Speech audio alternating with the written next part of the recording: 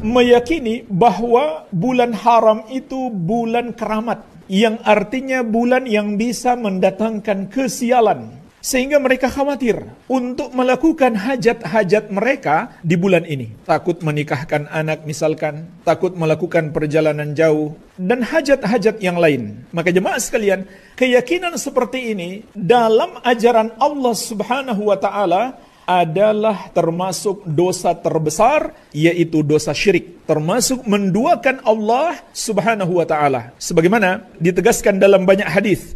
Di antaranya dalam hadis Ibnu Mas'ud radhiyallahu anhu yang diriwayatkan oleh Imam Abu Daud dan yang lainnya. Rasulullah sallallahu alaihi wasallam bersabda, "At-tiyaratu syirkun, at-tiyaratu syirkun." Takut sial itu syirik, takut sial itu syirik. Kemudian Ibnu Mas'ud mengatakan, "Wa ma minna illa walakinnallaha yudhhibuhu bitawakkul." Tidaklah dari kami kecuali terhinggapi penyakit takut sial ini, akan tetapi Allah menghilangkannya dengan tawakal kita kepadanya. Maka perhatikanlah jemaah sekalian, hadis yang mulia ini. Rasulullah sallallahu alaihi wasallam menegaskan takut sial itu syirik.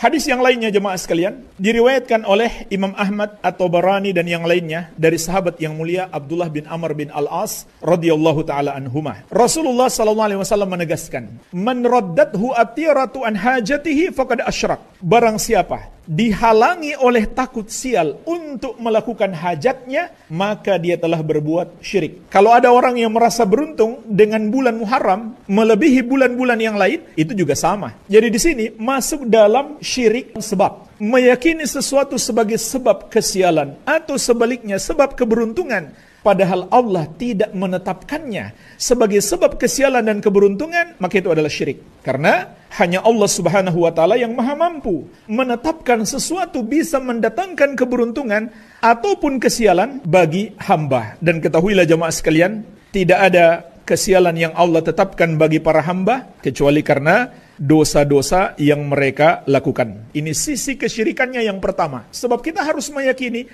hanya Allah yang menentukan adanya kemanfaatan atau kemudaratan, adanya kesialan atau keberuntungan, yang menakdirkan segala sesuatu. Dan mungkin kalau kita bicara keyakinan bulan Muharram itu bulan sial, banyak di desa-desa. Tapi dalam bentuk yang lain, di kota-kota juga banyak. Lihat jemaah sekalian, di gedung-gedung megah, di hotel-hotel berbintang, tidak ada lantai 4. Coba masuk lift, kemudian lihat, tidak ada lantai nomor 4. Tidak ada pula lantai nomor 13. Tidak ada kamar nomor 4, tidak ada kamar nomor 13. Di perumahan-perumahan elit sama. Banyak yang seperti itu. Ini kesyirikan sekaligus kebodohan. Enggak masuk akal. Mana bisa angka-angka itu memberikan pengaruh? Tidak ada pengaruhnya sama sekali. Tidak bisa memberi manfaat, tidak pula bisa memunculkan kemudaratan. Yang kedua, syirik karena hati manusia bergantung kepadanya. Dan bergantung hati adalah ibadah yang disebut dengan tawakal. Wa 'alallahi fatawakkalu in kuntum mu'minin. Hendaklah hanya kepada Allah kalian bertawakal kalau kalian benar-benar beriman. Ketika hati manusia bergantung kepada bulan tertentu, angka tertentu untuk keberuntungan atau terhindar dari mudarat, maka dia telah bertawakal kepada selain Allah dan bertawakal pada sesuatu yang tidak memiliki hakikat, tidak nyata. Hanya mitos, hanya khayalan, khurafat, tidak ada dalil sama sekali dan tidak sesuai dengan akal sehat. Ini dua sisi kesyirikannya. Apakah syirik besar atau syirik kecil? Kalau diyakini itu bisa memberi pengaruh dengan sendirinya, bukan Allah yang menetapkan, maka itu adalah syirik besar.